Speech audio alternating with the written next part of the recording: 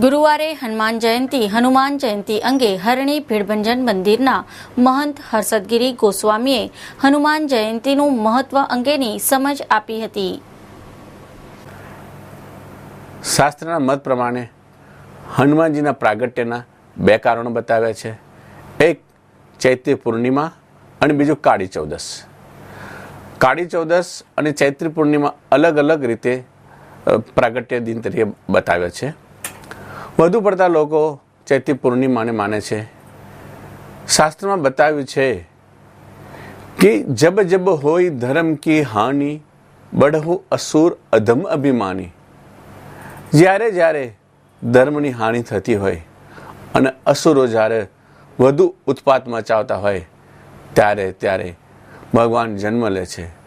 અને એ પણ પહેલાં રામજીનો જન્મ, ત્યારબાદ હનુમાનજીનો જન્મ બતાવ્યો છે.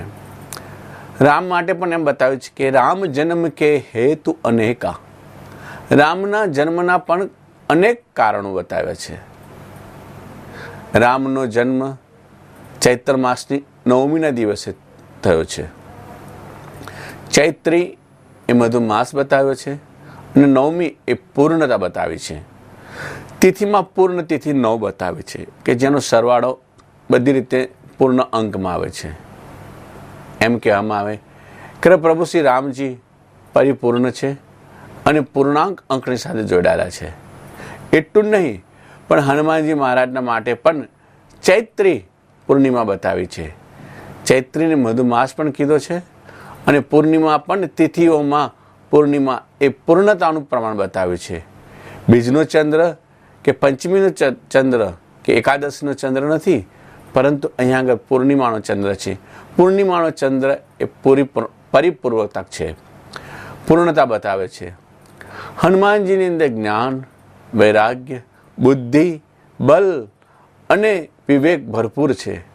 હનુમાનજીની એમ કહેવામાં આવે છે કે હનુમાનજીની અંદર દરેક પ્રકારની સિદ્ધિઓ સમાવેલી છે અને કલિકાલના કલયુગના દેવતા તરીકે પણ લોકો આજે હનુમાનજીને માને છે. તો આ હનુમાનજીનું પ્રાગટ્ય દિન ચૈત્ર નવરાત્રિ બાદ પૂર્ણિમાના દિવસે હોય છે અને દરેક શહેરોમાં અને દરેક મંદિરોમાં હનુમાનજીનો જન્મ ઉત્સવ ઉજવાય છે.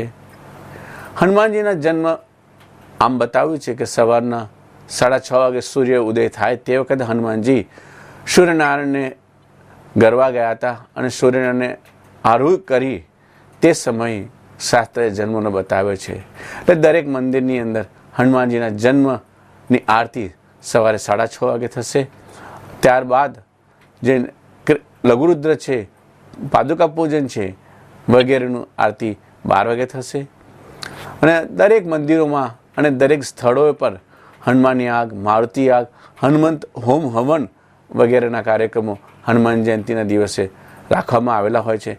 એની પાછળનું એક જ કારણ છે કે આ દિવસે હોમ, યજ્ઞ અને યાગ દ્વારા બ્રહ્માંડની અંદર એની વેદો મંત્રોની ઉચ્ચારણો જે વાયુમંડળને શુદ્ધિ કરે અને આકાશ ભૂમંડળ એ પણ વાયુવેગથી અને જે ધુમાડાથી પણ શુદ્ધ થાય આહુતિના દ્વારા. અને આ પ્રકૃતિની અંદર એક પરિવર્તન આવી શકે. હનુમાનજી દરેકને સુખ, શાંતિ અને સમૃદ્ધિ આપનાર દેવ છે. અષ્ટ સિદ્ધિ 9 નિધિના દાતા છે. અને અંતમાં તો એક જ છે કે સબ સુખ લય તુમ્હારી શરણા, તુમ રક્ષક કાહું કો ડરના. અને આ કલિકાળની અંદર હનુમાનજીનું જેને પણ સાનિધ્ય લીધું છે એને દરેક પ્રકારના સુખ શાંતિ આપ્યા છે. એવા અજર અમર દેવ, પવનસૂત્ર, અંજનીના લાલ અને કેસરી નંદનનો આ જન્મદિવસ છે. એ જન્મદિવસ નિમિત્તે દરેક જગ્યાએ ભાવભરથી દરેક શ્રદ્ધાળુઓ હનુમાનજીના દર્શને જાય છે અને દરેક પોતાની મનોકામના સિદ્ધ કરવા માટે હનુમાનજીની પ્રાર્થના કરે છે.